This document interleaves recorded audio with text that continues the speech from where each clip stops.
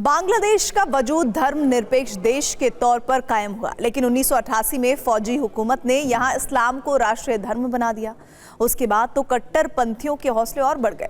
वैसे तो बांग्लादेश और 1971 से पहले के पूर्वी पाकिस्तान में भी बड़े पैमाने पर हिंदुओं का संहार हुआ, लेकिन भारत की मदद से पाकिस्तान से आज़ाद हुए इस मुल्क में अल्पसंख्यक हिंदुओं के अच्छे दिन आने की उम्मीद जगी, जो 1975 में शेख मुजीबुर रहमान की हत्या के बाद जल्द ही टूट भी गई। बांग्लादेश में शेख मुजीबुर रहमान की हत्या के बाद सेना की मदद से राष्ट्रपति बने खोंडाकर मुश्ताक अहमद, बेगम खालिदा जिया के पति जनरल जियाउर रहमान और जनरल हुसैन मोहम्मद इरशाद की हुकूमत में पाकिस्तान की तरह सांप्रदायिक सत्ता चलाई।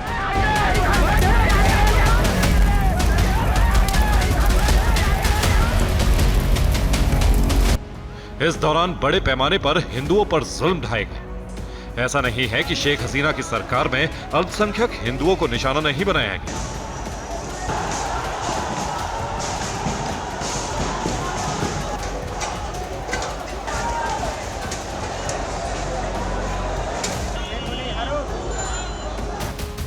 एक रिपोर्ट के अनुसार जनवरी 2013 से सितंबर 2021 के बीच हिंदुओं पर हमले की 3679 घटनाएं सामने आई।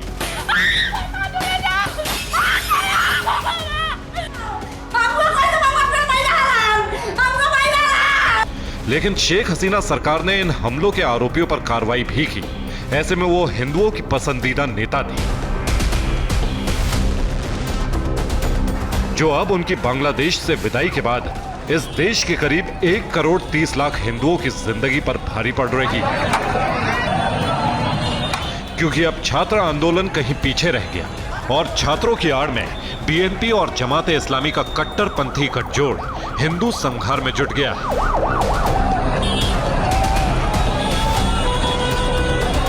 हिंदुओं को, अल्पसंख्यकों को मारा जा रहा है। इस सारी हिंसा के ऊपर अब जो विश्व के मानवाधिकार संगठन है उनको आगे आना चाहिए। उनको बांग्लादेश के हिंदुओं के मानवाधिकार के बारे में चिंता करनी चाहिए और एक प्रभावी कार्यवाही के द्वारा तुरंत इस हिंसा को रोकना चाहिए। वैसे सच ये भी है कि बांग्लादेश यानी पुराना पूर्वी पाकिस्तान हो या फिर दोनों पाकिस्तान मुल्कों के इतिहास रक्त रंजित रहे हैं। 1947 में बंटवारे के वक्त करीब 12 लाख हिंदुओं को बेरहमी से मार दिया गया था, तो 1971 में बांग्लादेश की आजादी के जंग में करीब 24 लाख हिंदू मारे गए। बांग्लादेश में हिंदुओं की आबादी लगातार घट रही है। एक अनुमान के अनुसार यहां 2050 तक हिंदू आबादी पूरी तरह खत्म हो सकती है, जो अब बीएनपी और जमाते इस्लामी के सत्ता में आने की आशंका से सच साबित होती दिख रही है। हिंदुओं को और जो है बंगबंधु की मूर्ति को, उनके घर को जिस तरह से अटैक किया गया, वो छात्र, उसमें लग रहा है कि उसमें छात्र इन्वॉल्व नहीं थे, कुछ और लोग इन्वॉल्व थे। हो सकता है उसमें जमाते इस्लामी और बीएनपी के लोग उसमें इन्वॉल्व हों। कल से छात्र जो आंदोलनकारी थे वो खुद सुरक्षा में लग गए हैं, हिंदुओं की प्रॉपर्टी की सुरक्षा करने के लिए, और साथ साथ जो है सरकारी जो प्रॉपर्टी है उसकी भी वो सुरक्षा कर रहे हैं। पाकिस्तान में तो हिंदू आबादी अब उंगली पर गिनने लायक रह गई है। भारत के प्रधानमंत्री की आर्थिक सलाहकार परिषद के रिसर्च पेपर के अनुसार पाकिस्तान में अब सिर्फ 2% हिंदू रह गए हैं, जिन पर जबरन धर्म परिवर्तन के लिए कट्टरपंथी जमात तरह तरह के जुल्म ढाती है।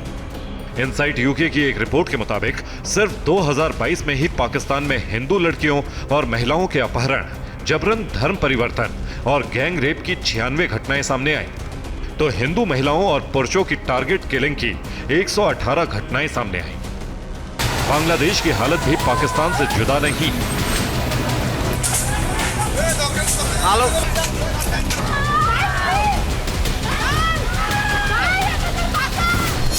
इनसाइट यूके के मुताबिक बांग्लादेश में भी 2022 में 154 हिंदुओं की हत्या कर दी गई, तो 424 हिंदुओं की हत्या की कोशिश की गई। 39 नाबालिग हिंदू लड़कियों से गैंग रेप की वारदात सामने आई। बांग्लादेश में इन दिनों जिस तरह से हिंदुओं को निशाना बनाया जा रहा है, उससे भारत पर भी असर पड़ना लाजमी है, क्योंकि धर्म के आधार पर सताए हुए बांग्लादेशी हिंदुओं का सबसे सुरक्षित ठिकाना भारत ही बन सकता है। ऐसे में सवाल ये कि क्या हम बांग्लादेश के 1.25 करोड़ से ज्यादा हिंदुओं को पनाह देने के लिए तैयार हैं? Bureau report, TV9 भारतवंश।